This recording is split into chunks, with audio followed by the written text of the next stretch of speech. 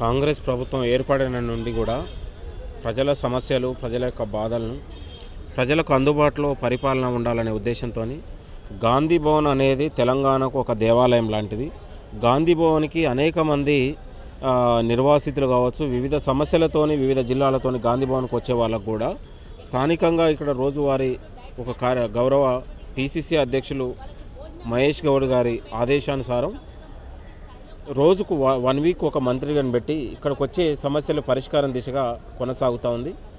దేశంలోనే ఎక్కడ లేని విధంగా, ఏ రాష్ట్రంలో లేని విధంగా ఒక నూతనమైన ఆలోచనలతోని కాంగ్రెస్ ప్రజాపాలన ముందుకెళ్తూ ఉంది. సమస్యలు ఏది వచ్చినా కూడా సత్వరం అమలు చేసే విధంగా మంత్రుల్ని క్షేత్రస్థాయిలో సమస్యల కోసం అక్కడ ఉన్నటువంటి ప్రజాభవన్ కావచ్చు, ఇక్కడ గాంధీ భవన్లో కావచ్చు, ఇక్కడికి వచ్చే కార్యకర్తల సమస్యలు కావచ్చు, ప్రజల సమస్యలు కావచ్చు, ఇలా పరిష్కారం దిశగా ఈ ప్రభుత్వం ఆలోచన చేయడానికి ఇది గొప్ప కార్యాచరణను కూడా మనం అందరం అర్థం చేసుకోవాలి. అలాగే బీఆర్ఎస్ నాయకుడు ఆర్ఎస్ ప్రవీణ్ కుమార్ గారు కాంగ్రెస్ ప్రభుత్వంలో గురుకులాల ప్రతిష్ట లేదు, గురుకులాన్ని గాలికి వదిలేశారు.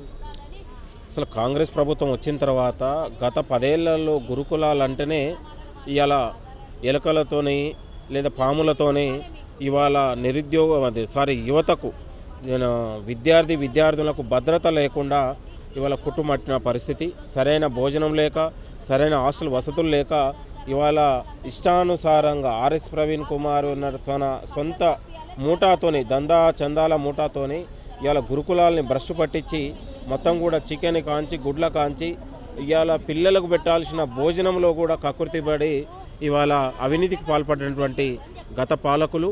కాబట్టి కాంగ్రెస్ ప్రభుత్వం వచ్చిన తర్వాత ఇవాళ విద్యార్థులకు నాణ్యతమైన భోజనాన్ని అందించడమే కాకుండా ఇవాళ కాస్మోటిక్ ఛార్జీలను పెంచి, మెనూ ఛార్జీలను పెంచి ఇవాళ విద్యార్థులకు పౌష్టికమైన ఆహారాన్ని అందించడంలో కాంగ్రెస్ ప్రభుత్వం, గౌరవ ముఖ్యమంత్రి గారు క్వాలిటీ భోజనాన్ని అందిస్తూ ఉన్నారు.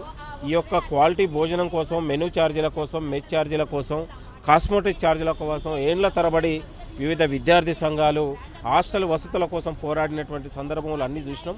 కాబట్టి ముఖ్యమంత్రి రేవంత్ రెడ్డి గారు గురుకుల విద్యార్థుల పరిస్థితిని అర్థం చేసుకొని వాళ్ళకు ఒక మంచి భోజనాన్ని ఇచ్చి ఇవాళ కార్పొరేటు స్కూళ్ళకు ధీటుగా, ఇంటర్నేషనల్ స్కూళ్ళకు ధీటుగా ఇవాళ ఒక విద్యా విధానాన్ని కొనసాగుతూ ఉంది.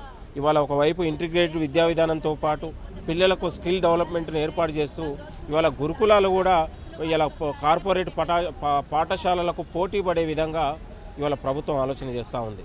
కాబట్టి గురుకులాలలో ఇవాళ ఆర్ఎస్ ప్రవీణ్ కుమార్ లాంటి వాళ్ళు మాట్లాడితే చాలా సిగ్గవుతూ ఉంది.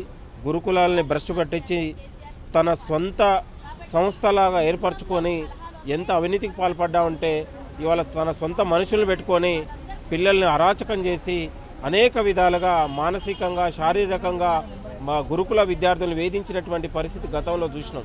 ఇవాళ ప్రభుత్వం రాగానే ఇవాళ గురుకులాలకు పెద్దపీట వేసి ఇవాళ మనం క్వాలిటీ భోజనం ఏర్పాటుతో పాటు భద్రతను పెంచి ఇవాళ నాణ్యమైన భోజనాన్ని అందించడంలో కాంగ్రెస్ ప్రభుత్వం పెద్దపీట వేసింది. కాబట్టి గురుకులాలలో కార్పొరేట్ ధీటుగా ఇవాళ గొప్ప స్థాయిలో అభివృద్ధి చెందుతూ ఉంది. ఎక్కడ కూడా దీన్ని ఆందోళన చెందాల్సిన అవసరం లేదు. తన స్వార్థ ప్రయోజనాల కోసం గురుకులాల్ని మాట్లాడే ప్రయత్నం జరుగుతూ ఉంది. గురుకుల నిధులు నాయకులు వాళ్ళ జేబులో నింపుకుంటున్నారు. విద్యార్థులను గాజులు కొనేసి విద్యార్థుల కనీస అవసరాలను పట్టించుకోవట్లేదు. ఫుడ్ పాయిజన్ అయినా అని పరామర్శించడానికి వెళ్ళట్లేదు. ఇప్పుడు ఫుడ్ పాయిజన్ అయినప్పుడు కూడా 5 మంత్రులతో కమిటీ వేసి నాణ్యతను పరిశీలించి క్షేత్రస్థాయిలో కూడా ఏర్పాటు చేసినటువంటి ఘనత ఉంది. కొన్ని చిన్న ఉన్నటువంటి తప్పిదాలు జరిగినప్పుడు కూడా ప్రభుత్వం వెంటనే దాన్ని దిద్దుబాటు చర్యలు చేసి పిల్లలకు మళ్ళీ క్వాలిటీ భోజనాన్ని ఏర్పాటు చేసినటువంటి చరిత్ర ఉంది. గతంలో గురుకులాల పరిస్థితి మనందరికీ తెలుసు. ఇవాళ ఫ్యాన్ ఉంటే బెడ్ ఉండదు, బెడ్ ఉంటే ఫ్యాన్ ఉండదు, మొత్తం కూడా గాలికి వదిలేసి అసలు గురుకులాలలో అనేక ఉన్నటువంటి పిల్లల ఆత్మహత్యల కారకులైంది ఆర్ఎస్ ప్రవీణ్ కుమార్ అనే విషయాన్ని గుర్తు చేస్తూ ఉన్నాం. ఇవాళ గుడ్ల కాడ దందాలే, ఇవాళ భోజనం కాడ దందాలే, చికెన్ కాడ దందాలే.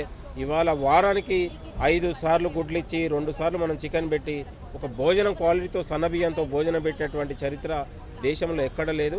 గురుకులాల భద్రత విషయంలో, భరోసా విషయంలో మెనూ ఛార్జీలు పెంచి, కాస్మెటిక్ ఛార్జీలు పెంచి విద్యార్థులకు మనం పెద్దపీట వేసినాం. ఈ గురుకులాలలో ప్రభుత్వానికి ఒక పెద్ద ఎత్తున ఆదరణ వస్తుందనే ఉద్దేశంతోనే ఇవాళ కోడిగుడ్డు మీద ఈకలు తీసే ప్రయత్నం ఆర్ఎస్ ప్రవీణ్ కుమార్ చేస్తూ ఉన్నారు. ఆర్ఎస్ ప్రవీణ్ కుమార్ 10 ఏళ్లలో చేసినటువంటి అవినీతి పైన విచారణ జరిపించే ప్రయత్నం జరుగుతుంది. ఆయన ఎంత అవినీతి చేసిండో తన జేబు సంస్థగా వాడుకొని మొత్తం కూడా తన చెంచాగాలకు కాంట్రాక్టర్ ఇచ్చి మొత్తం కూడా నాసిరకం భోజనం ఆర్ఎస్ ప్రవీణ్ కుమార్ ఆయాలను పెట్టింది. ఇవాళ ఒకవైపు గురుకులాలలో చేసే టీచర్ల పైన ఇంకా ఉన్నటువంటి అందరిపైన మానసిక వేధింపులకు కూడా గురి చేసినటువంటి పరిస్థితి మనందరికీ తెలుసు. ఇవాళ ఆర్ఎస్ ప్రవీణ్ కుమార్ పోయిన తర్వాత గురుకులాలకు ఒక స్వేచ్ఛ వచ్చింది.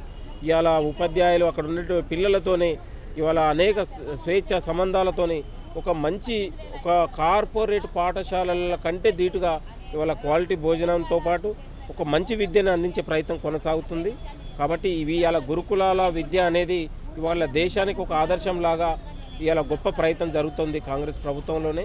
గురుకులాలపై విమర్శలు చేస్తే ఆర్ఎస్ ప్రవీణ్ కుమార్ ఖబర్దార్, నీ ఆయంలో కంటే కాంగ్రెస్ ఆయంలో చర్చకు మీరు సిద్ధమా అని కూడా నేను ఆర్ఎస్ ప్రవీణ్ కుమార్కు సవాల్ చేస్తూ ఉన్నాను. నీకు నిజంగా చిత్తశుద్ధి ఉంటే గురుకులాలపై విమర్శించేటప్పుడు నీ ఆయంలో ఏం చేసావో బహిరంగ విచారణకు సిద్ధమా ఆర్ఎస్ ప్రవీణ్ కుమార్ అని మేము సవాల్ చేస్తూ ఉన్నాం.